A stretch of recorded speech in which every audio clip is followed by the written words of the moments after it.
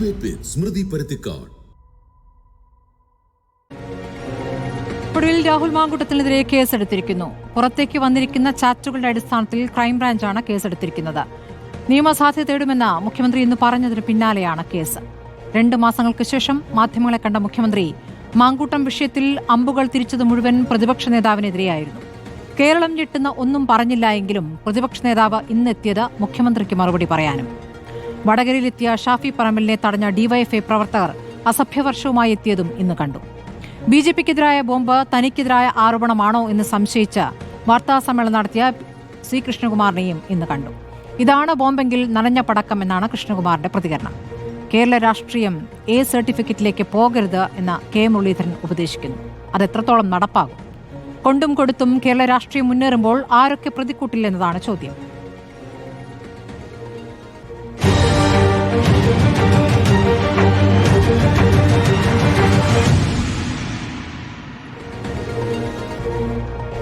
ബിജെപിയിൽ നിന്നും C Krishnakumar, A K Shanib CPM-ൽ നിന്നും, നിസാം സെയ്ദ് കോൺഗ്രസിൽ നിന്നും, ദാമോദർ പ്രസാദ് സാമൂഹ്യ നിരീക്ഷകൻ എന്നിവരാണ് ചർച്ചയിലുള്ളത്. ആദ്യം ഞാൻ നിസാം സെയ്ദിലേക്കാണ് പോകുന്നത്.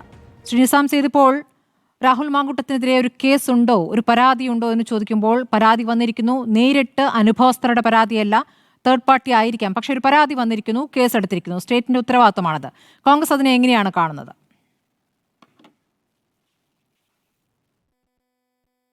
ഷാനി, ആദ്യമായി ഒന്ന് തന്നെ വ്യക്തമാക്കട്ടെ, ഞാൻ കോൺഗ്രസിൻ്റെ ഔദ്യോഗിക വക്താവല്ല.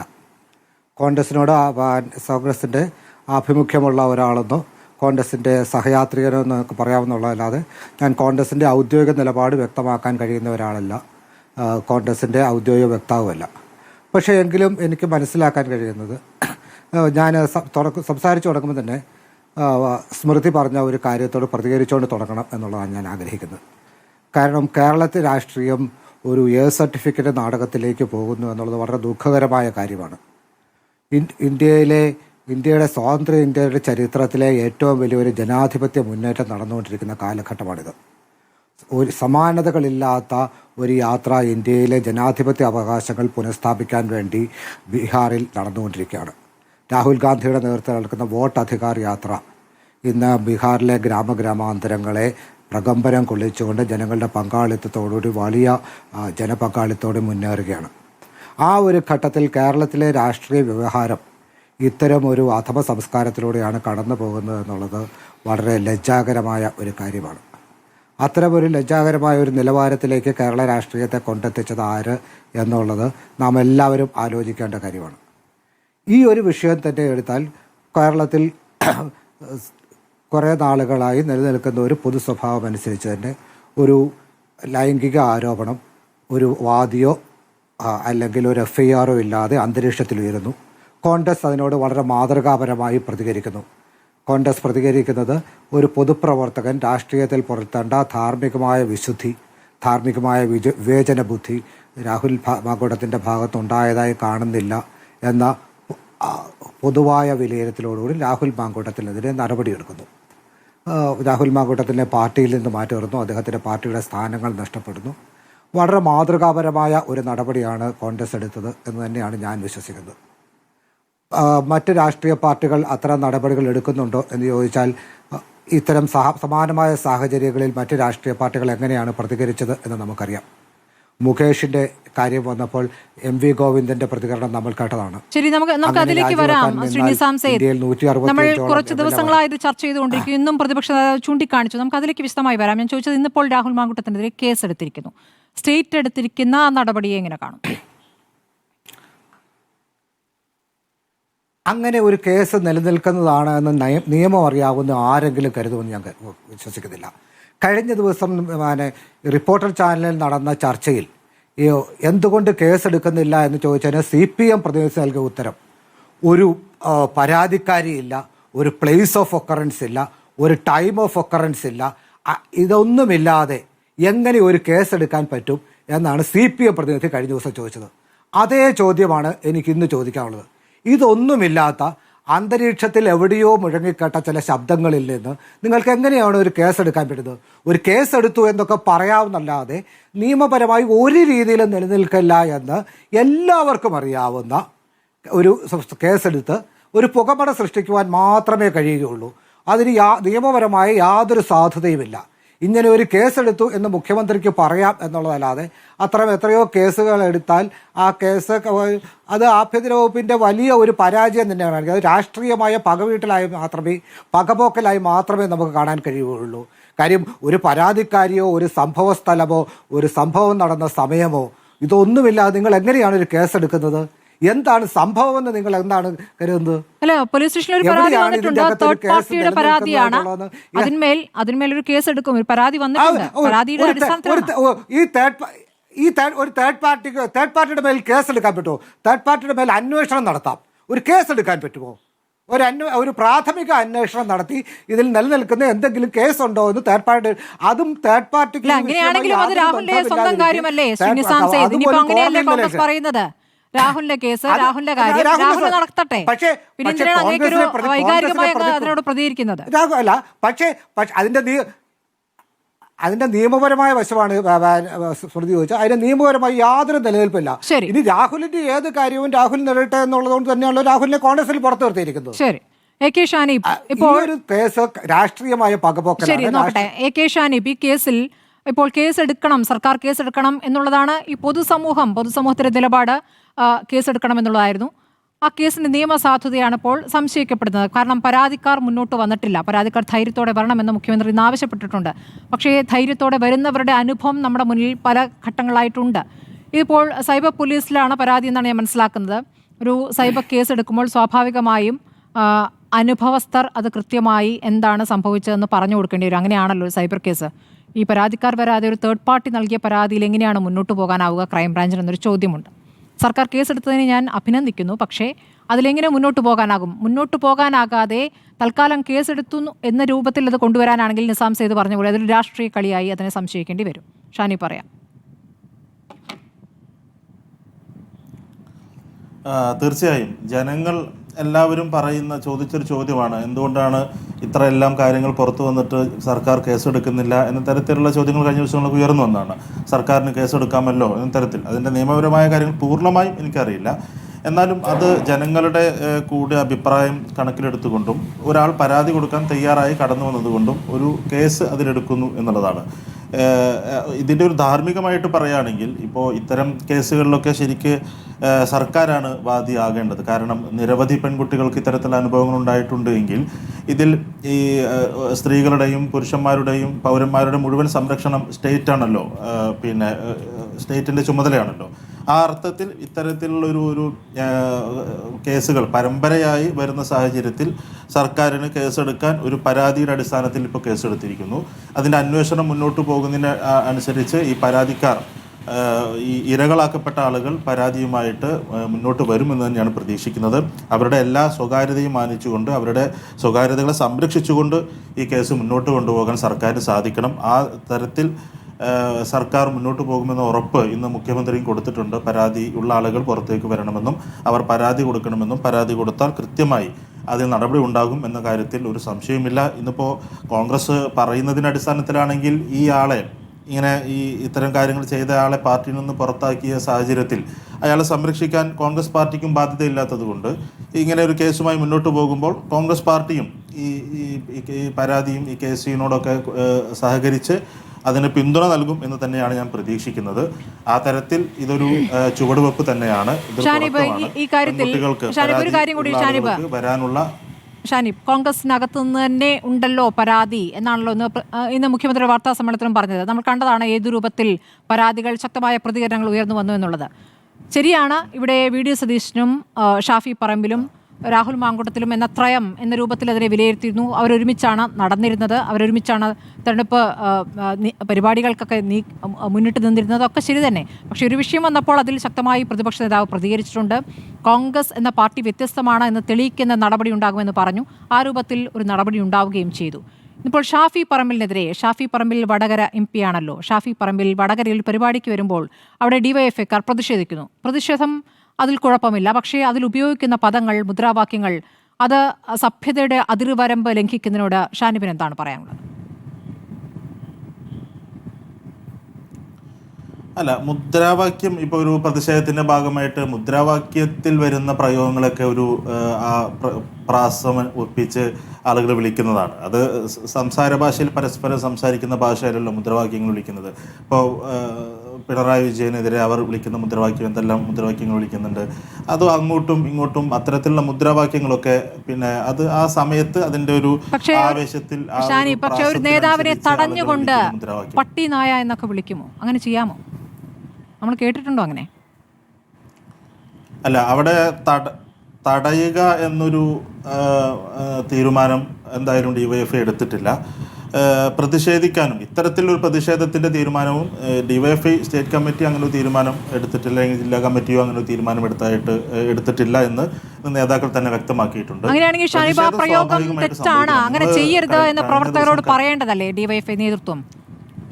അത് ജനവികാരമാണെന്നാണോ പറയേണ്ടത്? ജനവികാരം ഡിവൈഎഫ്ഐയുടെ പ്രതിഷേധമാണ് കണ്ടത് നമ്മൾ. ജനം പ്രതിഷേധിച്ചു എന്ന് പറയാൻ പറ്റില്ലല്ലോ. അവിടെ പട്ടി നായ എന്നൊക്കെ വിളിച്ചതായിട്ട് ഞാൻ കേൾക്കുന്നില്ല. പട്ടി ഷോ എന്ന് പറയുന്നതായിട്ടാണ് ഞാൻ മനസ്സിലാക്കുന്നത്. അത് ഇന്ന് നമ്മൾ സ്വാഭാവികമായിട്ടും പ്രതികരിക്കുന്ന ഒരു ഉപയോഗിക്കുന്ന ഒരു ഭാഷയാണ് പട്ടി ഷോ നിർത്തൂ എന്നുള്ള രീതിയിൽ. പക്ഷേ എത്ര തന്നെ പ്രകോപനം ഉണ്ടായാലും ഇതൊക്കെ ഇപ്പോൾ മന്ത്രിമാർക്കെതിരെ കരിങ്കൊടിയും അതുപോലെയുള്ള സമരങ്ങളൊക്കെ ഉണ്ടായിട്ടുണ്ടല്ലോ. അതിൽ എന്തെല്ലാം ഭാഷകൾ ഉപയോഗിക്കുന്നുണ്ട്? ഞാൻ വേണമെങ്കിൽ വേണ്ട അത്തരം ഭാഷകളൊക്കെ ഉപയോഗിക്കുന്നുണ്ട്. ഇപ്പോൾ മന്ത്രിമാരുടെ പേര് വെച്ചിട്ട് അവരെ മാറ്റി വിളിക്കുന്ന തരത്തിലുള്ള പ്രയോഗങ്ങളൊക്കെ ഉണ്ടായിട്ടുണ്ട്. ഏത് തരത്തിലാണെങ്കിലും ഇനിയിപ്പോൾ മുദ്രാവാക്യത്തിലാണെങ്കിൽ പോലും അത്തരം ഭാഷകൾ ഒഴിവാക്കുന്നത് തന്നെയാണ് എല്ലാവർക്കും നല്ലത്. അത് ഇന്നും നമ്മൾ ഡിവൈഎഫ്ഐ സംസ്ഥാന പ്രസിഡന്റ് ഉൾപ്പെടെയുള്ള ആളുകൾ അതിനെക്കുറിച്ച് പ്രതികരിച്ചിട്ടുണ്ട്.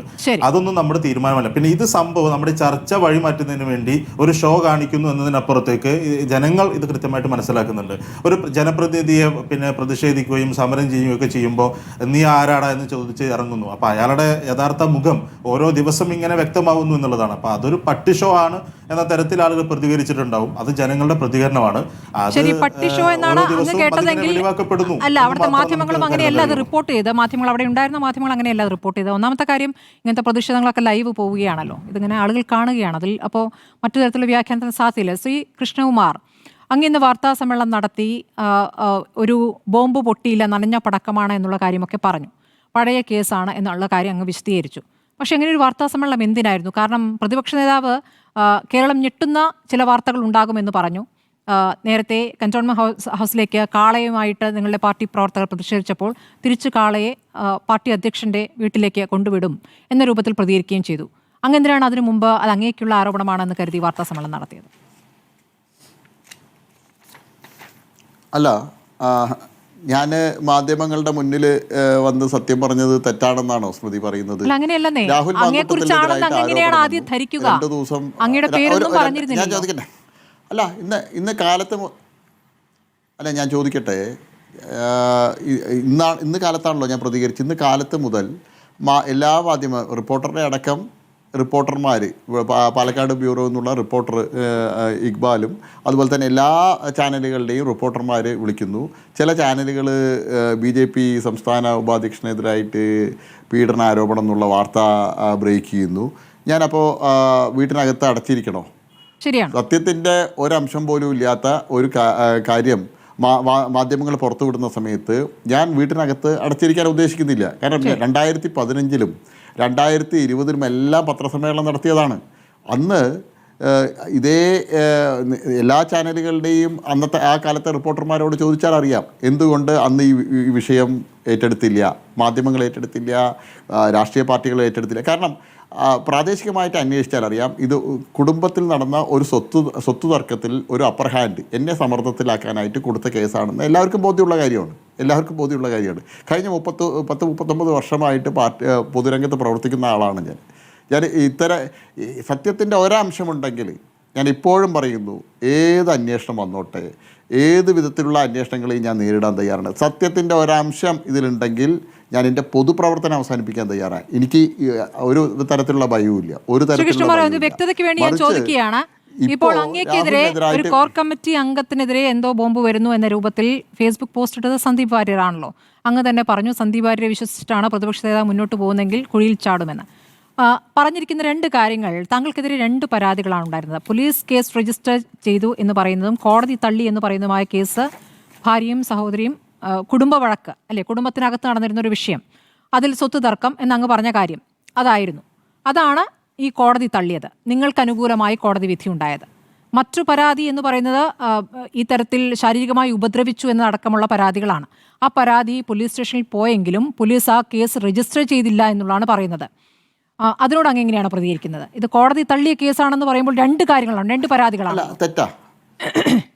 അല്ല 244/2014 സിവിൽ കേസ്, 225/2015 ക്രിമിനൽ കേസ്.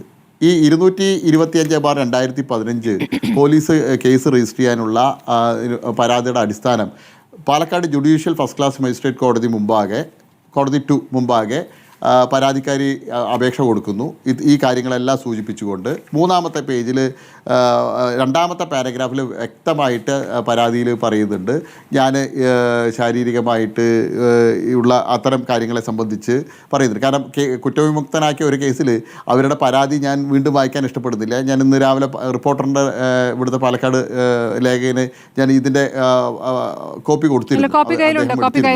അപ്പോൾ അതിൽ വളരെ വ്യക്തമായി ഇത്തരം കാര്യങ്ങൾ അതിൽ പറയുന്നുണ്ട്. അതിൻ്റെ അടിസ്ഥാനത്തിൽ പോലീസ് കേസെടുക്കുന്നു.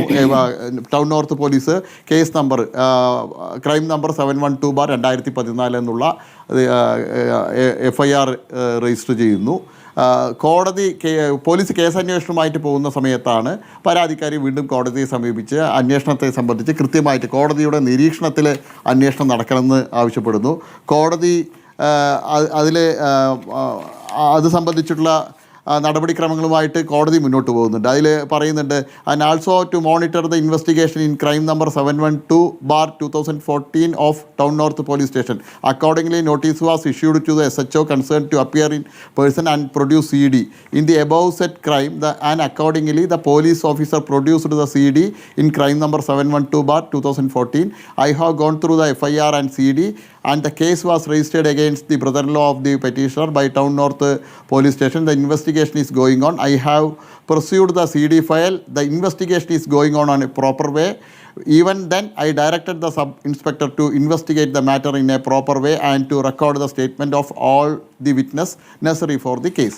അപ്പോൾ കോടതിയുടെ മോണിറ്ററിങ്ങിൽ നടന്ന് കോടതിയുടെ നിരീക്ഷണത്തിൽ നടന്ന് കോടതി ജഡ്ജിമെൻറ്റ് പറഞ്ഞ ഒരു കേസാണിത്. അപ്പോൾ ഇതിൽ കൃത്യമായിട്ട് കോടതിയുടെ ജഡ്ജ്മെൻറ്റിലും പറയുന്നുണ്ട്, യാതൊരു വിധത്തിലുള്ള തെളിവുകളും പ്രോസിക്യൂഷന് ഹാജരാക്കാൻ പറ്റിയിട്ടില്ല.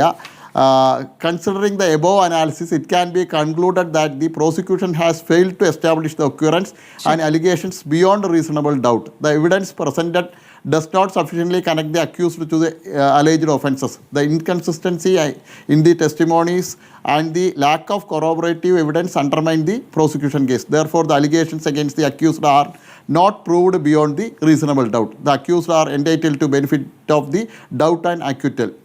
An overall assessment of the evidence reveals that all points are answered against the prosecution. ഇതിൽ കൂടുതൽ ഒരു കോടതിയിൽ നിന്ന് എന്താ പ്രതീക്ഷിക്കേണ്ടത്?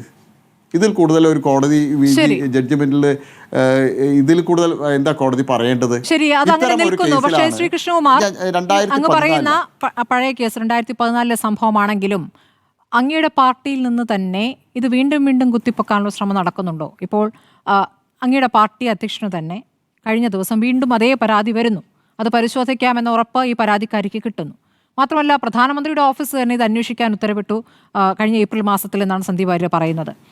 ഈ വിഷയത്തിൽ സുരേഷ് ഗോപി ഇടപെട്ടു എന്നും പരാതിക്കാരുടെ ചികിത്സയ്ക്ക് പണം നൽകിയെന്നും ഇത് ശോഭാ സുരേന്ദ്രൻ ഈ വിഷയം അറിയാം, ഈ പരാതിക്കാരി ശോഭാ സുരേന്ദ്രൻ സംസാരിച്ചിട്ടുണ്ട് എന്ന കാര്യങ്ങളൊക്കെയാണ് ഇപ്പോൾ സന്ദീപ് വാര്യർ പറഞ്ഞത്. അങ്ങേക്ക് പറ്റുമെങ്കിൽ ഇതിന് മറുപടി.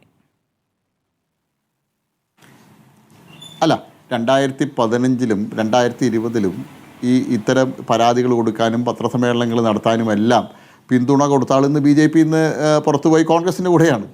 ഇതേ വ്യക്തി തന്നെയാണ് BJPക്ക് അകത്തുള്ള സമയത്ത് പാർട്ടിക്ക് അകത്ത് നിന്ന് എല്ലാ നേതാക്കന്മാർക്കെതിരായിട്ട് നടത്തുന്ന പ്രവർത്തനം എനിക്കെതിരായിട്ട് നടത്തിയത്. ഇവരെ പ്രോത്സാഹിപ്പിച്ച്, ഇവരെ തെറ്റായിട്ടുള്ള കാര്യങ്ങൾ ഇവരോട് പറഞ്ഞ്, ഇവരെ കൊണ്ട് പരാതി കൊടുപ്പിച്ച്, ഇവരെ സഹായിക്കാമെന്ന വാഗ്ദാനമൊക്കെ നൽകി ചെയ്തത് അതേ വ്യക്തി തന്നെ ഇപ്പോൾ കോൺഗ്രസ്സിലായ സമയത്ത് വീണ്ടും അത് ആവർത്തിച്ചിരിക്കുകയാണ്. ഞാൻ ചോദിക്കട്ടെ, തിങ്കളാഴ്ചയാണല്ലോ ഈ പരാതി കൊടുക്കുന്നത്. രാജീവ് ചന്ദ്രശേഖർ പാർട്ടിയുടെ സംസ്ഥാന അധ്യക്ഷനായിട്ട് എത്രയായി? ഇമെയിൽ മുഖേനയാണല്ലോ പരാതി കൊടുത്തത്. ഒരു ഇമെയിൽ അയക്കാൻ കഴിഞ്ഞ 6 മാസത്തിനിടയിൽ കഴിഞ്ഞില്ലേ? രാഹുൽ മാങ്കൂട്ടത്തിൻ്റെ വിഷയത്തിൽ പാലക്കാട് വലിയ പ്രക്ഷോഭം നടക്കുക, അതിൻ്റെ മുന്നണിയിൽ ഞാൻ നിൽക്കുക, അതിൻ്റെ നേതൃനിരയിൽ ഞാൻ നിൽക്കുക. ആ സമയത്ത് പ്രശാന്ത് ശിവനെതിരായിട്ട് എനിക്കെതിരായിട്ടൊക്കെ ആരോപണങ്ങൾ വരുന്നു, വ്യക്തിപരമായിട്ട് വ്യക്തിഹത്യ നടത്താനുള്ള ആരോപണങ്ങൾ വരുന്നു. എൻ്റെ 15-ലും 20-ലും ഒക്കെ പത്രസമ്മേളനം നടത്തി. അന്ന് കോൺഗ്രസ് ഒരു പ്രകടനം പോലും നടത്തിയിട്ടില്ലല്ലോ. ഷാഫി പറമ്പിൽ അന്ന് പാലക്കാടിൻ്റെ MLA ആണ്. പാലക്കാട് അന്ന് ഇതിൻ്റെ സത്യാവസ്ഥ എല്ലാ രാഷ്ട്രീയ പാർട്ടികൾക്കും അറിയാം. ഇത് സ്വത്ത് തർക്കം, ഒരു കുടുംബ പ്രശ്നത്തിൽ സ്വത്ത് തർക്കത്തിൽ എന്നെ സമ്മർദ്ദത്തിലാക്കി, എന്നെ അവർക്ക് അനുകൂലമായിട്ടുള്ള തീരുമാനമെടുക്കാൻ പ്രേരിപ്പിക്കുന്നതിനായിട്ട് കൊടുത്ത കേസാണെന്ന് എല്ലാവർക്കും അറിയാം. അതിൻ്റെ അടിസ്ഥാനത്തിൽ വന്നതാണ്. ശരി, സന്ദീപ് വാര്യർ വാർത്താ സമ്മേളനത്തിൽ പറഞ്ഞ മുഴുവൻ കാര്യങ്ങളും ഇപ്പോൾ പറയേണ്ടതില്ല. പക്ഷേ അങ്ങ് ഇത് കുടുംബ പ്രശ്നമായിട്ട് അതിനെ കണക്കാക്കുന്നു. പക്ഷേ ഇത് എവിടെ നിന്നാണ് ഇത് പോകുന്നത്, എവിടേക്കാണ് ഈ പരാതി വരുന്നത് എന്ന വിഷയം കൂടിയാണ്. അപ്പോൾ പാർട്ടി തള്ളിക്കളഞ്ഞ കേസാണെങ്കിൽ അത് പരിശോധിക്കാം എന്ന് പാർട്ടി അധ്യക്ഷൻ പറഞ്ഞോ എന്നുള്ള ചോദ്യം കൂടിയുണ്ട്. അങ്ങേക്ക് അതിൽ വ്യക്തത ഉണ്ടെങ്കിൽ പറയാം. ഞാൻ തിരിച്ചെത്താം, ഉണ്ടെങ്കിൽ പറയാം. ഞാൻ കേരളത്തിൽ രാജീവ് ചന്ദ്രശേഖർജി വന്ന ശേഷം സംസ്ഥാന അധ്യക്ഷനായ ശേഷം ഞങ്ങളുടെ പാർട്ടി സംവിധാനത്തിൽ കുറേ മാറ്റങ്ങൾ വന്നിട്ടുണ്ട്. അദ്ദേഹം ഒരു സിസ്റ്റമാറ്റിക് ആയിട്ടുള്ള രീതിയിൽ പാർട്ടിയിൽ ലഭിക്കുന്ന പരാതികളെ സംബന്ധിച്ച്, നിവേദനങ്ങളെ സംബന്ധിച്ച് കൃത്യമായിട്ട് ട്രാക്ക് ചെയ്യാൻ ഭാരതീയ ജനതാ പാർട്ടിയുടെ ഓഫീസിൽ ഒരു പരാതിയുമായിട്ട് വരുന്ന ഒരാൾക്ക്, അല്ലെങ്കിൽ ഒരു നിവേദനവുമായിട്ട് വരുന്ന ആൾക്ക്, അവർക്ക് അതിനെ സംബന്ധിച്ച് കൃത്യമായിട്ടൊരു ഫോളോ അപ്പ് നടത്താനായിട്ട് ഉള്ളൊരു സംവിധാനം ഉണ്ടാക്കണം. അതിൻ്റെ സ്റ്റേറ്റിൻ്റെ ഇൻചാർജാണ് ഞാൻ. 30 സംഘടനാ ഞങ്ങളുടെ ജില്ലകളിലും ഹെൽപ്പ് ഡെസ്കുകൾ ആരംഭിച്ചിട്ടുണ്ട്. അവിടെ വരുന്ന പരാതികൾ, അവിടെ വരുന്ന അന്വേഷണങ്ങൾ, അവിടെ വരുന്ന നിവേദനങ്ങൾ, ഇതിനെല്ലാം കൃത്യമായിട്ട് അക്നോളജ്മെൻറ്റ് കൊടുക്കണം, രജിസ്ട്രേഷൻ നമ്പർ കൊടുക്കണം. ഫ്യൂച്ചറിൽ അവർക്ക് ആ രജിസ്ട്രേഷൻ നമ്പർ വെച്ച് പരാതികൾ അന്വേഷിക്കാം. അതിൻ്റെ അടിസ്ഥാനത്തിൽ സംസ്ഥാന അധ്യക്ഷന് ഒരു പരാതി പോയ സമയത്ത് നിങ്ങൾ സ്മൃതി മാഡം നാളെ ജസ്റ്റ് ഒരു ഇമെയിൽ സംസ്ഥാന അധ്യക്ഷന് ഏതെങ്കിലും ഒരു വിഷയം സംബന്ധിച്ച് ഇമെയിൽ കൊടുക്കൂ. സ്മൃതി മാഡത്തിന് തീർച്ചയായിട്ടും അതിനെ സംബന്ധിച്ചിട്ടുള്ള ഇതേ രീതിയിലുള്ള ഒരു മറുപടി, താങ്കളുടെ പരാതി ലഭിച്ചിരിക്കുന്നു, അല്ലെങ്കിൽ താങ്കളുടെ നിവേദനം ലഭിച്ചിരിക്കുന്നു, അത് പരിശോധിച്ച് തുടർ നടപടികൾ സ്വീകരിക്കുന്നതായിരിക്കും പറഞ്ഞ ഒരു മറുപടി കിട്ടും. അത് നല്ല സിസ്റ്റമാറ്റിക് ആയിട്ട് ഇതുവരെ പരാതികൾ അങ്ങനെ പരിശോധിക്കുന്ന ഒരു പരിപാടി ഉണ്ടായിരുന്നില്ല എന്നാണോ? അല്ല, പരാതികൾ പരിശോധിക്കുമായിരുന്നു. പരാതികളിപ്പോൾ BJP ഓഫീസിൽ സംസ്ഥാന അധ്യക്ഷൻ ശ്രീ K. സുരേന്ദ്രനായിരുന്ന സമയത്തും എല്ലാം ഇത്തരത്തിൽ ലഭിക്കുന്ന പരാതികൾക്ക് മറുപടി കൊടുക്കാറുണ്ട്. താങ്കളുടെ പരാതി ലഭിച്ചിരിക്കുന്നു, അത് ഇന്ന ഓഫീസിലേക്ക്. അപ്പോൾ അതേ രീതിയിലുള്ള ഒരു കുറച്ചുകൂടി ഞങ്ങൾ ടെക്നോളജി ഉപയോഗിച്ചുകൊണ്ട് ഇതിനായിട്ടൊരു വെബ്സൈറ്റ് ക്രിയേറ്റ് ചെയ്ത് കുറച്ചുകൂടി സിസ്റ്റമാറ്റിക് ആയിട്ട് ഞങ്ങൾ ഇപ്പോൾ അത്തരം സംവിധാനങ്ങൾ മാറ്റിക്കൊണ്ടിരിക്കുകയാണ്. ശരി, രാജീവ് ചന്ദ്രശേഖർ അങ്ങനെ നീങ്ങുന്ന ഒരു നേതാവ് കൂടിയാണല്ലോ. തീർച്ചയായും വ്യക്തമാണ്. ഞാൻ ശ്രീ ദാമോദർ പ്രസാദ്, ഇന്നിപ്പോൾ 2 മാസത്തിനു ശേഷം മുഖ്യമന്ത്രി വാർത്താ സമ്മേളനം, മന്ത്രിസഭായോഗ ശേഷം ആ തീരുമാനങ്ങൾ വിശദീകരിച്ചു. അതിനൊടുവിൽ പറഞ്ഞ കാര്യങ്ങളൊക്കെ അങ്ങും കേട്ട് കാണുമല്ലോ. രാഹുൽ മാങ്കൂട്ടത്തിലുമായി ബന്ധപ്പെട്ട വിഷയത്തിൽ അദ്ദേഹം പ്രതികരിച്ചു. പക്ഷേ അദ്ദേഹം ആരോപണങ്ങൾ കൃത്യമായും പ്രതിപക്ഷ നേതാവിനെതിരെയാണ് ഉന്നയിക്കുന്നത്. കാരണം കോൺഗ്രസ് ഒന്നാകെ രാഹുൽ മാങ്കൂട്ടത്തിനെതിരെ വലിയ നടപടി വേണമെന്ന് ആഗ്രഹിക്കുകയും അങ്ങനെ എല്ലാത്തൊരു തീരുമാനമെടുത്തത് പ്രതിപക്ഷ നേതാവാണ് എന്ന മട്ടിലാണ് അദ്ദേഹം വാർത്താ സമ്മേളനം നടത്തിയത്. ഇന്ന് പ്രതിപക്ഷ നേതാവ് സർക്കാരിനെതിരെ വലിയ കാര്യങ്ങൾ കൊണ്ടുവരുമെന്ന് പറഞ്ഞെങ്കിലും, കേരളം ഞെട്ടുന്ന കാര്യങ്ങൾ കൊണ്ടുവരുമെന്ന് പറഞ്ഞെങ്കിലും, ഇന്ന് മുഖ്യമന്ത്രിക്ക് മറുപടി പറയാനാണ് അദ്ദേഹം വാർത്താ സമ്മേളനം നടത്തിയത്.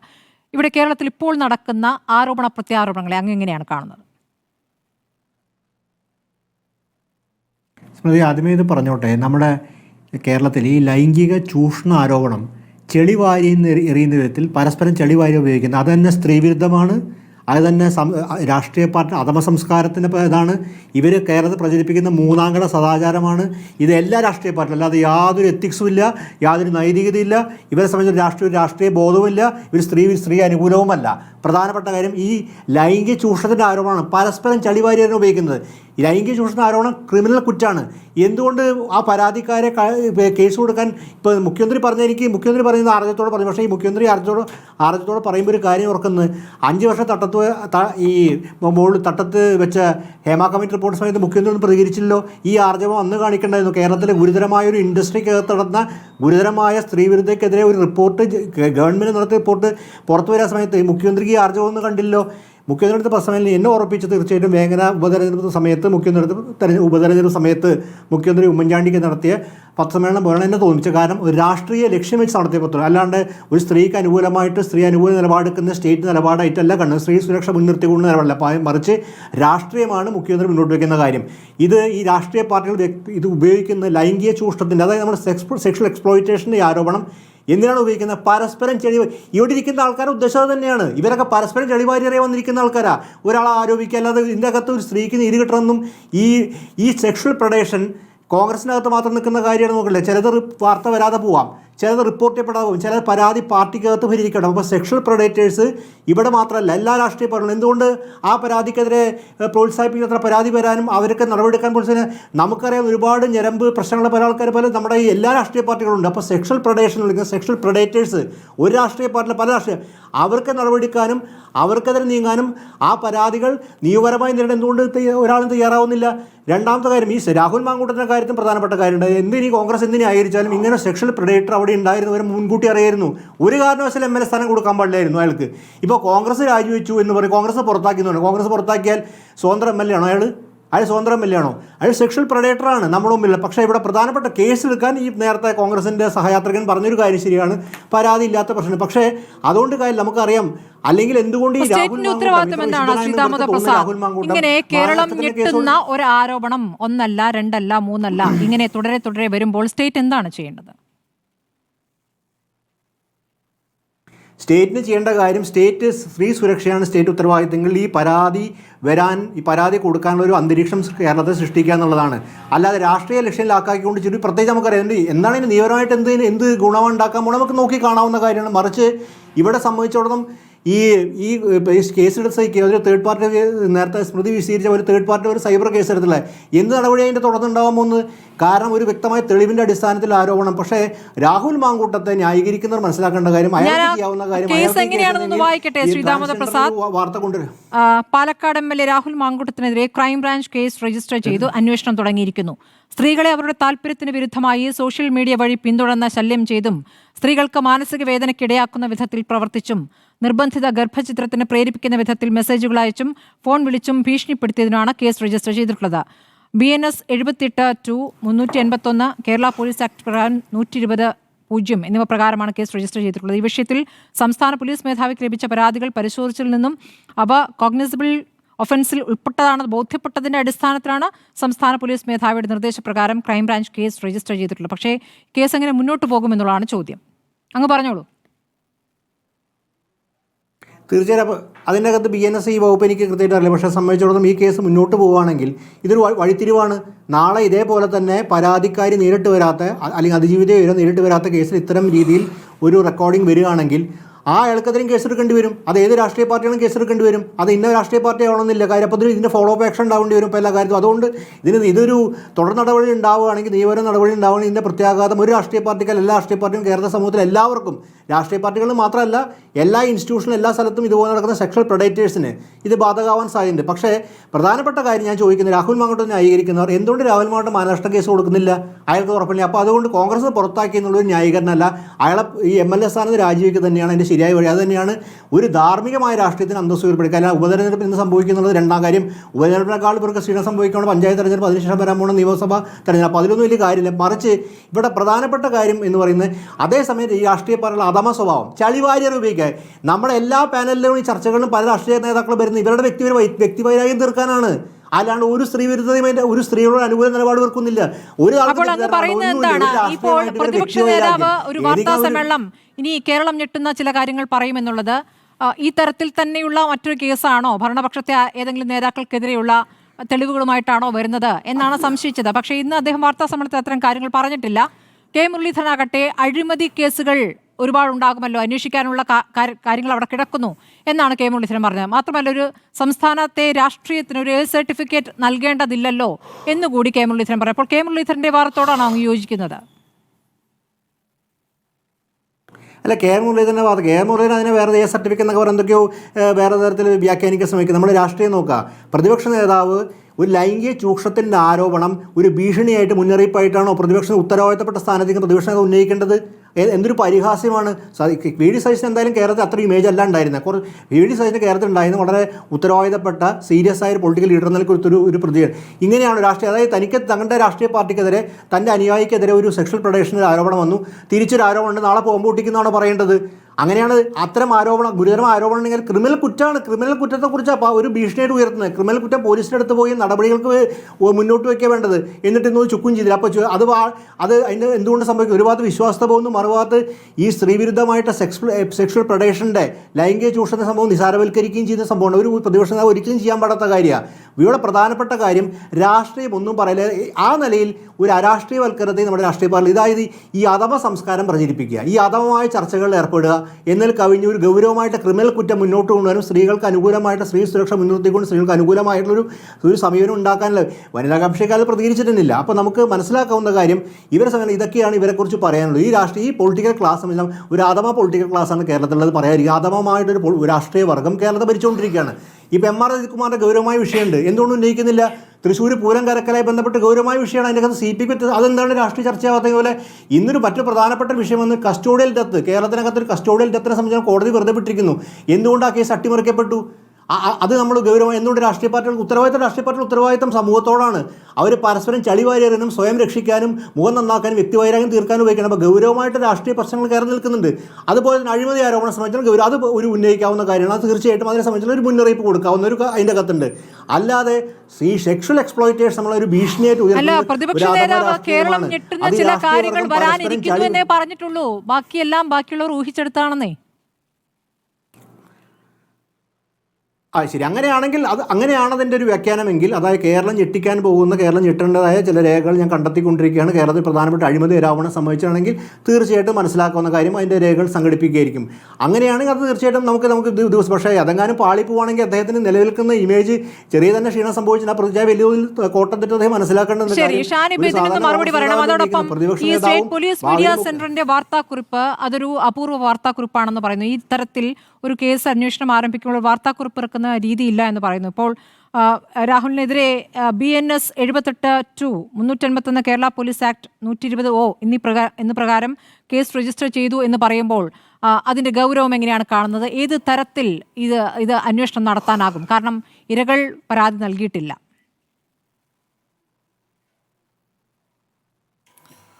സ്വാഭാവികമായും അതിനു മുമ്പ് ഇവിടെ തുടക്കത്തിൽ തന്നെ തെറ്റിദ്ധരിപ്പിക്കപ്പെട്ട ഒരു കാര്യം സ്മൃതി അറിഞ്ഞുകൊണ്ടോ അറിയാതെയോ ഇവിടെ പറയാൻ ശ്രമിച്ചിട്ടുണ്ട്. അതായത് ഈ ഷാഫി പറമ്പിലിന് നേരെ കുറേ ആളുകൾ ചാടി ചെന്ന് നായ, പട്ടി എന്നൊക്കെ വിളിച്ചു എന്ന തരത്തിലാണ് താങ്കളിവിടെ അവതരിപ്പിച്ചത്.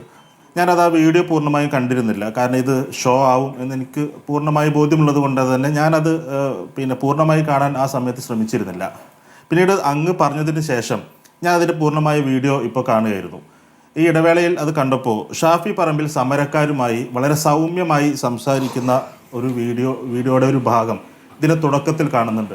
നിങ്ങൾ പിണറായി വിജയനോട് പോയി പറ എന്ന് വളരെ ചിരിച്ചുകൊണ്ട് ഷാഫി പറമ്പിൽ പറയുന്ന ഒരു വീഡിയോ. ചിരിച്ചുകൊണ്ടെന്ന് വെച്ചാൽ ഗൗരവത്തിലല്ലാതെ അല്ലെങ്കിൽ പ്രകോപനമില്ലാതെ ഈ സമരക്കാരോട് പിണറായി വിജയനോട് പോയി പറ എന്ന് പറയുന്ന ഒരു ഭാഗം ആ വീഡിയോയുടെ തുടക്കത്തിൽ ഇവിടെ കാണും. ഞാനത് അങ്ങേക്ക് അയച്ചു തരാൻ ഇരിക്കുകയാണ്. അപ്പോൾ ആ വീഡിയോയിൽ തുടക്കത്തിൽ അങ്ങനെ പറയുകയും അതിന് ശേഷം ഈ വാഹനത്തിൻ്റെ പുറകിൽ ഒരാൾ ഭവിത്ത് എന്ന് പറയുന്ന എനിക്കറിയാവുന്ന ഒരു പഴയ എൻ്റെ ഒരു സഹപ്രവർത്തകനാണ് ഭവിത്ത് മാലോൽ എന്ന് പറയുന്ന ആൾ. അദ്ദേഹത്തിന് എന്നെയും എനിക്ക് അങ്ങോട്ടും അറിയാം. അപ്പോൾ അദ്ദേഹം അവിടെ ഇരുന്നിട്ട് പിണറായി വിജയനോട് പോയി പറയടാ നായെ എന്ന് വിളിക്കുകയും അതിൽ പ്രകോപിതരായിട്ടാണ് ഈ സമരക്കാർ വളരെ പ്രകോപനപരമായി ഈ അങ്ങോട്ടും ഇങ്ങോട്ടും ഈ പട്ടി നായ വിളികളൊക്കെ ഉണ്ടായതായിട്ട് അതിന്റെ വീഡിയോ ഞാൻ അങ്ങേക്ക് അയച്ചിട്ടുണ്ട്. അങ്ങേക്ക് അല്ലെങ്കിൽ അത് നമ്മൾ കേൾക്കുന്നതും അവിടെ ബഹളം ഉണ്ടാകുന്നുണ്ട്. ഞാനത് അങ്ങേക്ക് ഇപ്പൊ മനസ്സിലായതാണെന്നാണോ? അതെ, അല്ല എനിക്കറിയാം. അല്ല, ഞാൻ പറയാം. ഞാൻ ഈ ഷോ കണ്ടപ്പോൾ തന്നെ ആ വീഡിയോ കാണാൻ നോക്കിയിട്ടില്ല. ഞാനത് കണ്ടപ്പോൾ തന്നെ അയാളുടെ ഷോ തുടങ്ങി എന്ന് തന്നെയാണ് ഞാൻ ഉറപ്പിച്ചത്. എനിക്ക് അയാളുടെ ഷോ അറിയാം. ഈ വിഷയത്തെ എങ്ങനെയും വഴിതിരിച്ച് വിടാനുള്ള എന്ത് ഷോ കാണിക്കാനും മടിയില്ലാത്ത ഒരാളാണ് അയാളെന്ന് എനിക്ക് നല്ല ബോധ്യമുള്ളവർ. ഞാനത് പൂർണ്ണമായി കണ്ടിരുന്നില്ല. അപ്പോൾ അതൊരു പട്ടി ഷോ എന്ന് ആരെങ്കിലും പറഞ്ഞിട്ടുണ്ടാവും എന്നാണ് ഞാൻ വിചാരിച്ചത്. ഞാൻ വീഡിയോ അങ്ങ് അയച്ചിട്ടുണ്ട്. അയച്ചതിന് ശേഷമാണ് ഞാനിപ്പോൾ ഈ കാര്യം ഇവിടെ പറയുന്നത്. ഇവിടെ മറ്റൊരു കാര്യമുള്ളത്, പിന്നെ സ്വാഭാവികമായും ഒരു തള്ളക്കോഴി ഒരു കോഴിക്കുഞ്ഞിനെ, ഞാൻ കോഴി എന്നുള്ളത് മറ്റർത്ഥത്തിൽ പറയില്ല, നമ്മൾ സാധാരണ പ്രയോഗിക്കുന്ന അർത്ഥത്തിൽ പറഞ്ഞാണ്, തള്ളക്കോഴി കോഴിക്കുഞ്ഞിനെ സംരക്ഷിക്കുന്നത് പോലെ ചിറകിനടിയിൽ ഒരാളിങ്ങനെ സംരക്ഷിക്കുമ്പോൾ, ഒരു വൃത്തികെട്ടവനെ സംരക്ഷിക്കുമ്പോൾ സ്വാഭാവികമായി ആളുകൾക്ക് പ്രതിഷേധമുണ്ടാവും. അവർ ഇനിയിപ്പോൾ ഏത് സംഘടന പറഞ്ഞാലും പറഞ്ഞില്ലെങ്കിലും, സംഘടന കൊടിയെടുത്താലും കൊടിയെടുക്കാതെയാണെങ്കിലും അവർ പ്രതിഷേധിക്കും. അവർ ആ പ്രതിഷേധമാണ് നടത്തിയത്. അതിനിടയിലാണ് കാറിനകത്ത് നിന്ന് ഈ ഭവിത്ത് എന്ന് പറയുന്നയാൾ വളരെ മോശമായി പിണറായി വിജയനോട് പോയി നായ എന്ന് പറഞ്ഞപ്പോൾ ആരുടെ നായർ എന്ന് ചോദിച്ചാൽ അങ്ങോട്ടും ഇങ്ങോട്ടും പറയുന്നു. നമ്മൾ അതിങ്ങനെ പറഞ്ഞുകൊണ്ടൊന്നുമില്ലല്ലോ. അപ്പം ആ ഒരു പ്രകോപനത്തിൻ്റെ ഇതിന് ശേഷമാണ് അവിടെ അത്തരത്തിലുള്ള തെറിവിളികളൊക്കെ ഉണ്ടായിട്ടുള്ളത്. പിന്നെ ഇവിടെ ഈ ഇപ്പോൾ ദാമോദർ പ്രസാദ് പറഞ്ഞൊരു പ്രധാനപ്പെട്ട കാര്യം, അദ്ദേഹം പറഞ്ഞു വരുന്നത് ഇതൊക്കെ എല്ലാവരും ഇങ്ങനെയാണ്, എല്ലാവരും കണക്കാണ് എന്ന് പറയുന്ന തരത്തിലേക്ക് ഇതിനെത്തിക്കുകയാണ്. അതിനു വേണ്ടിയിട്ടാണ് കഴിഞ്ഞ ദിവസം വി.ഡി. സതീശൻ ഒരു പ്രത്യേക രീതിയിലുള്ള ഒരു ഭാവപ്രകടനമൊക്കെ നടത്തിയിട്ട് ഇങ്ങനെ ഭീഷണിയാണെന്ന് കരുതിക്കോളൂ എന്നൊക്കെ പറഞ്ഞിട്ട് എന്തോ ബോംബ് പൊട്ടിക്കാൻ പോകുന്നു, നാളെ തന്നെ വരും, ഇന്ന് ഉച്ചയ്ക്ക് കാണും എന്നൊക്കെ പറഞ്ഞ്, അതായത് എല്ലാവരും ഒരുപോലെയാണ്, എല്ലാവരും തുല്യരാണ്, എല്ലാവരും പിന്നെ ഇതൊക്കെ കണക്കാണ് എന്ന ഒരു നരേഷനിലേക്ക് ഈ വിഷയത്തെ കൊണ്ട് ചെന്നെത്തിക്കാനുള്ള ബോധപൂർവമായ ശ്രമം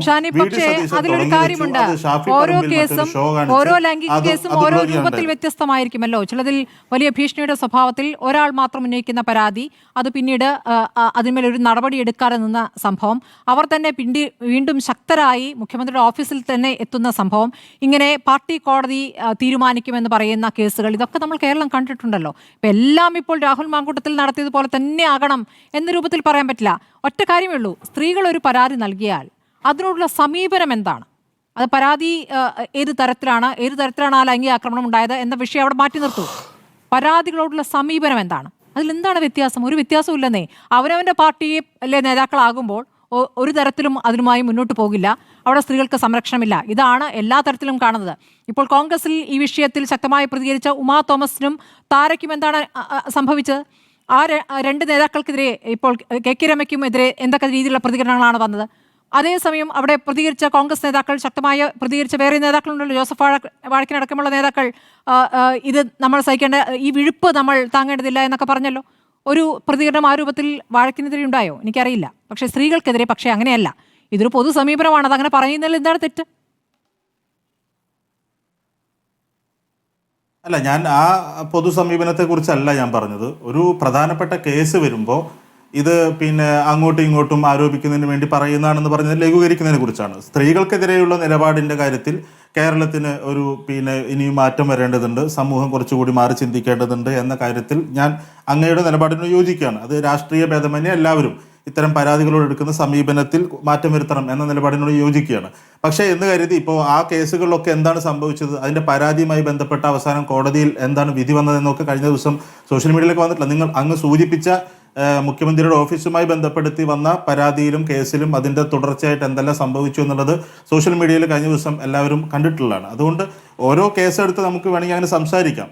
ഇപ്പോൾ പക്ഷേ അങ്ങനെ സംസാരിച്ച് വരുന്ന എല്ലാ കേസുകളും ഇതാണല്ലോ അയാളും പറഞ്ഞത്. ഈ പറയുന്ന സൈക്കോപാത്ത് പെൺകുട്ടികളോട് പറഞ്ഞത്, പ്രമാദമായ കേസുകളിൽ ഇവിടെ എന്താണ് സംഭവിച്ചിട്ടുള്ളത്, അതൊക്കെ ഞങ്ങൾ നേരിട്ടോളാം എന്ന് ചോദിക്കുന്ന ചോദ്യത്തിന് കരുത്തു പകരുന്ന, ഇനിയും ചോദിക്കാനിരിക്കുന്ന ആളുകൾക്ക് കരുത്തു പകരുന്ന ഒരു വിശകലനമായി പോയി അദ്ദേഹത്തിൻ്റെത് എന്ന് മാത്രമാണ് ഞാൻ പറഞ്ഞത്.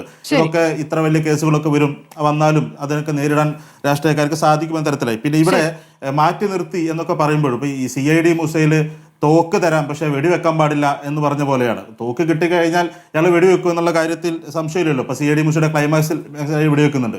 അപ്പോൾ എന്ന് പറഞ്ഞ പോലെ ഇയാൾക്ക് എല്ലാ ആയുധം MLA സ്ഥാനം അവിടെ കൊടുക്കുകയും എന്നിട്ട് പിന്നെ നിങ്ങളത് ഉപയോഗിക്കരുതെന്ന് പറയുന്നത് പോലെ തന്നെയാണ് അധികാരത്തെ നിലനിർത്തുന്നു എന്നുള്ളത്. അത് കേരളം തിരിച്ചറിയുന്നുണ്ട് എന്ന് മാത്രമേ എനിക്ക് കുറച്ചുകൂടി വ്യക്തത വേണ്ടതുണ്ട്. കാരണം ഒരു തെരഞ്ഞെടുപ്പ് വരികയാണെങ്കിൽ ആ സാഹചര്യത്തെയും നേരിടാം എന്നതാണോ? അങ്ങനെയാണെങ്കിൽ BJPക്ക് വഴിയൊരുക്കാം എന്ന രൂപത്തിലാണോ CPM അതിനെ കാണുന്നത് എന്ന ചോദ്യം കൂടിയുണ്ട്. ശ്രീ കൃഷ്ണകുമാർ, ഇപ്പോൾ രാഹുൽ മാങ്കൂട്ടത്തിലിനെ പാലക്കാട്ടേക്ക് കാലുകുത്താൻ അനുവദിക്കില്ല എന്നാണല്ലോ അങ്ങയുടെ പാർട്ടിയും അങ്ങടക്കമുള്ള നേതാക്കളും പറഞ്ഞിട്ടുള്ളത്. പക്ഷേ ഇനിയിപ്പോൾ അങ്ങേക്ക് പ്രതിഷേധങ്ങൾക്കും പ്രക്ഷോഭങ്ങൾക്കും നേതൃത്വം കൊടുക്കാൻ പറ്റുമോ? തിരിച്ച് വേറെയും പ്രതിഷേധം അങ്ങേക്കെതിരെയും വരികയാണല്ലോ. അല്ല, എനിക്കെതിരായിട്ടുള്ള പരാതി 2014 കോടതിയിൽ കൊടുത്തു. കോടതി പോലീസിനെ വെച്ച് അന്വേഷിച്ചു. പോലീസ് കൊടുത്ത പരാതിയിലെ കാര്യങ്ങൾ പരിശോധിച്ചു. അതിൽ പറഞ്ഞ പീഡനം പോലെയുള്ള കേസുകൾ, പീഡനം പോലെയുള്ള കാര്യങ്ങൾ അവാസ്തവമാണെന്ന് ബോധ്യത്തിൻ്റെ അടിസ്ഥാനത്തിൽ കോടതിയിൽ റിപ്പോർട്ട് കൊടുത്തു. ബാക്കിയുള്ള അതിൽ നിലനിൽക്കുന്ന അല്ലെങ്കിൽ പോലീസിനെ അന്വേഷിച്ച സമയത്ത് ശരിയാണ് തോന്നിയ കാര്യങ്ങൾ ഉൾപ്പെടുത്തിയിട്ട് കോടതിയിൽ കൊടുത്തു. പക്ഷേ കോടതിയിൽ നടന്ന കോടതിയുടെ മുന്നിലെത്തിയ സമയത്ത് ആ കാര്യങ്ങൾ പോലും സത്യമല്ലാന്ന് തെളിഞ്ഞതിൻ്റെ അടിസ്ഥാനത്തിൽ കോടതി കേസ് എന്നെ കുറ്റവിമുക്തനാക്കി. അതാണല്ലോ ഉണ്ടായത്. അപ്പോൾ ഒരു കുറ്റവിമുക്തനാക്കിയ ഒരു കേസിൽ ഒരു കുടുംബ പ്രശ്നത്തിൻ്റെ പേരിലുണ്ടായിട്ടുള്ള ഒരു കേസിൻ്റെ പേരിൽ 11 വർഷങ്ങൾക്ക് ശേഷം കോൺഗ്രസ് ഇന്ന് പ്രതിഷേധമായി വരുന്ന സമയത്ത് അതിന് പിന്നിലുള്ള എന്താണ്, അതിന് പിന്നിലുള്ള കാര്യം എന്നുള്ളത് എല്ലാവർക്കും വ്യക്തമാണ്. കഴിഞ്ഞ 11 വർഷക്കാലം കോൺഗ്രസിന് ഇത് സംബന്ധിച്ച് എനിക്കെതിരായിട്ട് പരാതിയില്ല. ഞാൻ 2016 നിയമസഭാ തെരഞ്ഞെടുപ്പിൽ ലോക്സഭാ തെരഞ്ഞെടുപ്പിൽ അല്ലല്ല 15 ഞാൻ മുനിസിപ്പൽ തെരഞ്ഞെടുപ്പിൽ മത്സരിക്കുന്ന സമയത്ത് ഇവർ ഈ പരാതിക്കാരി പത്രസമ്മേളനവും മറ്റുമെല്ലാം നടത്തിയെങ്കിലും രാഷ്ട്രീയ പാർട്ടികളോ അല്ലെങ്കിൽ മാധ്യമങ്ങളോ അന്ന് ഏറ്റെടുത്തില്ല. കാരണം അന്ന് ഇത് സംബന്ധിച്ച് പ്രാദേശികമായിട്ട് അന്വേഷിച്ച ആളുകൾക്ക് വളരെ വ്യക്തമായിരുന്നു ഇത് കുടുംബ പ്രശ്നമാണ്, അതിൻ്റെ സ്വത്ത് തർക്കത്തെ തുടർന്നുള്ള അതിന് ഒരു അപ്പർ ഹാൻഡ് കിട്ടാനായിട്ട് കൊടുത്ത പരാതിയാണെന്നുള്ളത്. അതിൻ്റെ അടിസ്ഥാനത്തിലാണ് അന്ന് ആരും ഏറ്റെടുക്കാത്തത്. 20 സമാനമായിട്ടുള്ള സാഹചര്യം ഉണ്ടായി. അന്നും 15-ലും 20-ലും ഇപ്പോഴെല്ലാം ചെയ്യിപ്പിക്കുന്നത് ആരാണെന്നുള്ളത് എല്ലാവർക്കും വ്യക്തമാണ്. എല്ലാവർക്കും വ്യക്തമായിട്ടുള്ള കാര്യമാണ്. സന്ദീപ് വാര്യരെ വിശ്വസിക്കുകയാണെങ്കിൽ കോൺഗ്രസിന് വലിയ തിരിച്ചടി നേരിടേണ്ടി വരും. കാരണം അദ്ദേഹത്തെ വിശ്വസിച്ച് അദ്ദേഹം പറയുന്ന ആരോപണങ്ങളെ പിന്നാലെ പോയി കഴിഞ്ഞാൽ കോൺഗ്രസ് പെട്ടുപോകും എന്നാണ് BJP ആവർത്തിച്ച് പറയുന്നത്. ഇപ്പോൾ ഈ കേസ് തന്നെ പഴയ കേസാണെന്ന് വ്യക്തമായി കഴിഞ്ഞതാണ്. ഇത് ഏറ്റുപിടിക്കേണ്ടതുണ്ടോ യഥാർത്ഥത്തിൽ കോൺഗ്രസ്? സ്മൃതി, ഇത് ഏറ്റുപിടിക്കുന്ന പ്രശ്നമല്ല. ഇതിൻ്റെ അകത്ത് കൃത്യമായ ഡബിൾ സ്റ്റാൻഡേർഡ് ഉണ്ട് എന്നുള്ളതാണ് നമുക്ക് വ്യക്തമാകുന്നത്. കാരണം ഒരാരോപണം നിലനിൽക്കുമ്പോൾ രാഹുൽ മാങ്കൂട്ടത്തിനെ കോൺഗ്രസ് മാറ്റി നിർത്തുന്നു, കോൺഗ്രസ് പാർട്ടിയിൽ നിന്ന് പുറത്താക്കുന്നു, സ്ഥാനത്ത് നിന്ന് പുറത്താക്കുന്നു. ഈ ആരോപണം ഉണ്ടായിരുന്ന കാലത്ത് ശ്രീ കൃഷ്ണകുമാറിന് BJPയിൽ നിന്ന് എന്ത് നടപടിയാണ് നേരിടേണ്ടി വന്നിട്ടുള്ളത്? അദ്ദേഹത്തെ അന്വേഷണം നടത്തി അദ്ദേഹത്തെ കുറ്റവിമുക്തരാക്കിയെന്ന് പറയുന്നു. പക്ഷെ ആ കാലയളവിൽ ആ പാർട്ടിയിലുള്ള എല്ലാവർക്കും അറിയാമായിരുന്നു ആ ആരോപണം നിലനിൽക്കുന്ന കാലത്ത് അദ്ദേഹത്തെ ഏതെങ്കിലും രീതിയിൽ പാർട്ടിയിൽ നിന്ന് മാറ്റി നിർത്തുകയോ അദ്ദേഹത്തിനെതിരെ എന്തെങ്കിലും പാർട്ടിപരമായ നടപടികൾ എടുക്കുകയോ BJPയിൽ ഉണ്ടായിട്ടുണ്ടോ? അപ്പോൾ അന്വേഷണം നടക്കുമ്പോൾ ഒരു സ്ത്രീ അദ്ദേഹത്തിനെതിരെ ആരോപണം ഉന്നയിച്ച് ലൈംഗിക ആരോപണം ഉന്നയിച്ച കാലത്ത് അദ്ദേഹത്തിനെതിരെ BJPയിൽ ഒരു നടപടിയും ഉണ്ടായിട്ടില്ല. BJPക്ക് ധാർമ്മികതയുള്ളത് എപ്പോഴും മറ്റു പാർട്ടികളുടെ കാര്യത്തിലാണ്. BJP സ്വന്തം കാര്യത്തിൽ ഒരിക്കലും ഒരു ധാർമ്മികതയും കാണിച്ചിട്ടില്ല. നമുക്കറിയാം, യെദ്യൂരപ്പക്കെതിരെ പോക്സോ കേസുണ്ടായിട്ടും അദ്ദേഹം ഇന്നും BJPയുടെ ഏറ്റവും വലിയ ഉന്നത അധികാര സമിതിയിൽ അംഗമാണ്. അതുപോലെ തന്നെ ബ്രിജ്ഭൂഷണെതിരെ എത്ര ഗുരുതരമായ ആരോപണങ്ങളാണ് ഉണ്ടായിട്ടുള്ളത്. അദ്ദേഹത്തിനെതിരെ ഇന്ത്യയുടെ യശസ് ഉയർത്തിയ കായിക താരങ്ങൾ മാസങ്ങളോളം സത്യാഗ്രഹം നടത്തി. എന്തെങ്കിലും ഒരു നടപടി BJP എടുത്തോ? അപ്പോൾ BJP ഒരു വാഷിംഗ് മെഷീനാണ്. അതേസമയം BJPയിലേക്ക് എത്ര തെറ്റ് ചെയ്ത് ആര് കടന്നു വന്നാലും BJPയിൽ നിന്ന് ഒരു നടപടിയും ഉണ്ടാവില്ല. അവരെയൊക്കെ രക്ഷപ്പെടുത്തിക്കൊണ്ട് പോകാൻ പറ്റും. അപ്പോൾ BJP കോൺഗ്രസിനെ ഏതെങ്കിലും വിധത്തിൽ പ്രതിക്കൂട്ടിലാക്കാൻ ശ്രമിക്കുന്നത്, കോൺഗ്രസ് വളരെ മാതൃകാപരമായ ഒരു നടപടി എടുത്ത് ഒരു വിധത്തിലും രാഹുൽ മാങ്കൂട്ടത്തിനെ പ്രൊട്ടക്റ്റ് ചെയ്യാൻ, സംരക്ഷിക്കാൻ ഞങ്ങളില്ല എന്ന് വളരെ വ്യക്തമായി പറയുമ്പോൾ കോൺഗ്രസിനെതിരെ വീണ്ടും വീണ്ടും ആരോപണം ഉന്നയിക്കുകയും കോൺഗ്രസിനെയും BJPയെയും ഒരുപോലെ കാണാനും കോൺഗ്രസിനെയും മറ്റു പാർട്ടികളെയും CPM പോലും നമുക്കറിയാം ഇപ്പോൾ കേരളത്തിലെ ഒട്ടേറെ ആളുകൾ ലിസ്റ്റ്, ഈ മന്ത്രിസഭയിൽ അംഗമായിരിക്കുന്ന ആളുകൾ, MLA മാർ, ഈ കേരളത്തിലെ ഏറ്റവും സർവ്വപ്രതാപിയായി കേരളത്തിലെ പോലീസിനെ നിയന്ത്രിക്കുന്നയാൾ, നമുക്കറിയാം കേരളത്തിലെ പോലീസിനെ നിയന്ത്രിക്കുന്ന ആൾക്കെതിരെ ഒരു MLA ആരോപണം ഉന്നയിച്ചത് അദ്ദേഹത്തിൻ്റെ സ്വന്തം മകളുടെ കാര്യത്തിലാണ്. ആ എഴുതി കൊടുത്ത കേസിന് പേരിൽ അദ്ദേഹത്തിൻ്റെ രാഷ്ട്രീയ ജീവിതം അവസാനിച്ചു. അദ്ദേഹത്തിന് ആരോഗ്യമില്ലാതെ അദ്ദേഹത്തിന് രോഗിയായി മാറിയിരിക്കുന്നു. ആരോപണം ഉന്നയിച്ച കേസ് പരാതി കൊടുത്ത ആൾക്കാണ് അവിടെ ശിക്ഷ അനുഭവിക്കുന്നത്. ഇന്ന് അദ്ദേഹം മുഖ്യമന്ത്രിയുടെ ഓഫീസിലെ ഏറ്റവും എന്ന് പറയുന്നത് യഥാർത്ഥത്തിൽ ഇവരെ ഒന്നും ഒരു മിനിറ്റ്, ഈ ചട്ടം അനുസരിച്ചാണെങ്കിൽ 1 മാസമാണല്ലോ. ഈ 1 മാസത്തിനുള്ളിൽ പരാതിക്കാരും മുന്നോട്ട് വന്നില്ല എങ്കിൽ താൻ നിരപരാധിയാണ് അന്ന് കാണിച്ച പാർട്ടിയിലേക്ക് തിരിച്ചു വരാം എന്നുള്ളതാണ് രാഹുൽ മാങ്കൂട്ടത്തിന്റെ മനസ്സിലിരിപ്പ് എന്ന് കേൾക്കുന്നു. അതിന് സാധ്യമാകുമോ? അതിന് സാധ്യമാകാൻ യാതൊരു സാധ്യതയില്ല. ഇപ്പോൾ പോലീസ് കേസെടുത്തിട്ടുണ്ട്. പോലീസ് കേസെടുത്തിരിക്കുന്നത് രാഹുൽ മാങ്കൂട്ടത്തിനെതിരെയാണ് ഞങ്ങൾ കരുതുന്നില്ല. രാഹുൽ മാങ്കൂട്ടത്തിൻ്റെ മറവിൽ രാഹുൽ മാങ്കൂട്ടത്തിൽ ഇന്ന് മുഖ്യമന്ത്രി ആക്രമിച്ചത് മൊത്തം പ്രതിപക്ഷ നേതാവിനെയാണെന്ന് സ്മൃതി തന്നെ പറഞ്ഞു. അപ്പോൾ രാഹുൽ മാങ്കൂട്ടത്തിലല്ല മുഖ്യമന്ത്രിയുടെ ലക്ഷ്യം.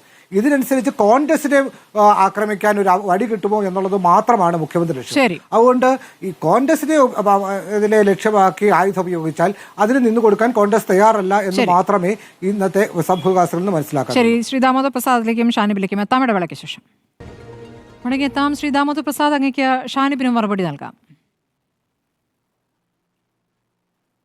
അല്ല, ഷാനിബ് ഈ സാമാന്യവൽക്കരിക്കുന്നു പറഞ്ഞ കാര്യത്തിൽ ഒരു അദ്ദേഹത്തിന് തെറ്റിദ്ധാരണയായിരിക്കും, അല്ലെങ്കിൽ മനസ്സിലാവാഞ്ഞിട്ടായിരിക്കാം.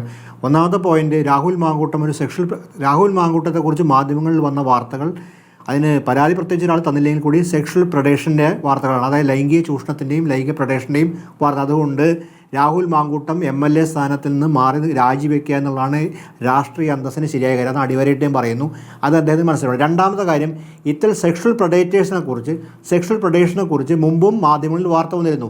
അത് മറ്റു പല പാർട്ടികളിലും ആണ് എന്ന് നമുക്കറിയാം. നമുക്ക് പേര് പറയാൻ പറ്റാതെ നമുക്ക് മുമ്പിൽ തെളിവില്ല. ഇത് പാർട്ടികൾ പരാതി സമയത്ത് ആ പാർട്ടിക്കകത്ത് പ്രശ്നം പാലക്കാട്ട് നമ്മൾ കേട്ടിട്ടുണ്ട്, പരിഹരിക്കപ്പെടുകയാണ് ചെയ്തതെന്നും വാർത്ത വന്നിരുന്നു.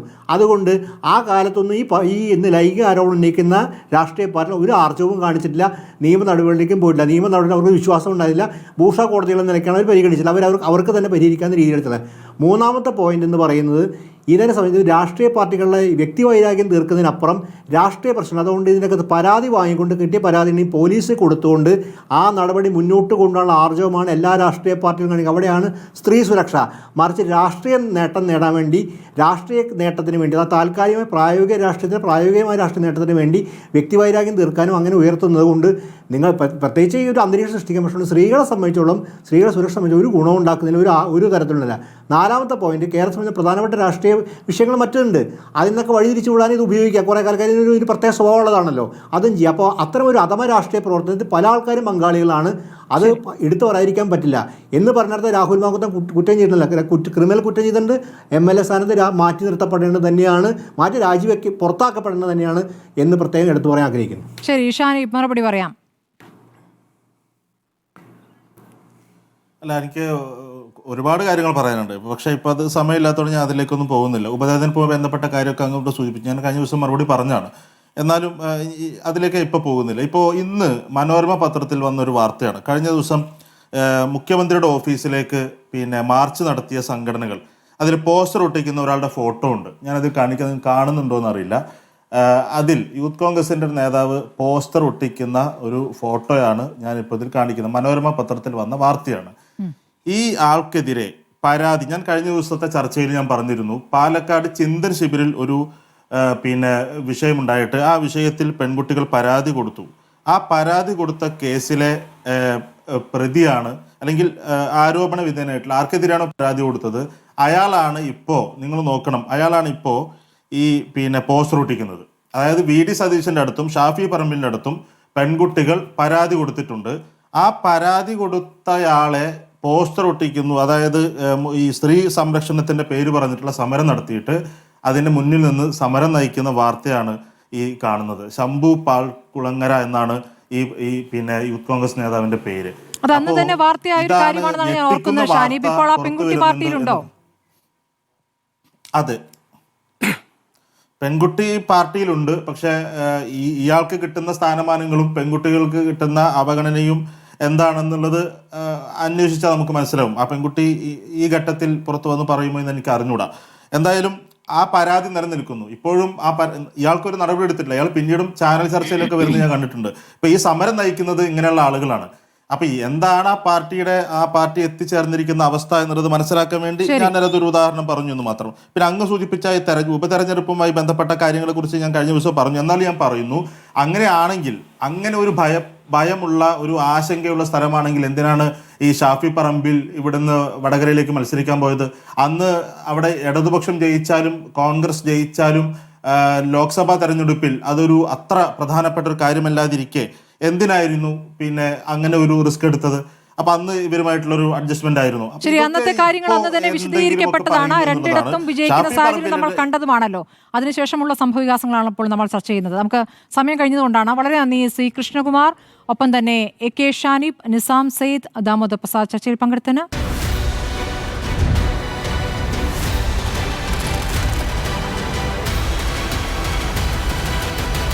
ഡിബേറ്റ് വിത്ത് സ്മൃതി പരുത്തിക്കാട്.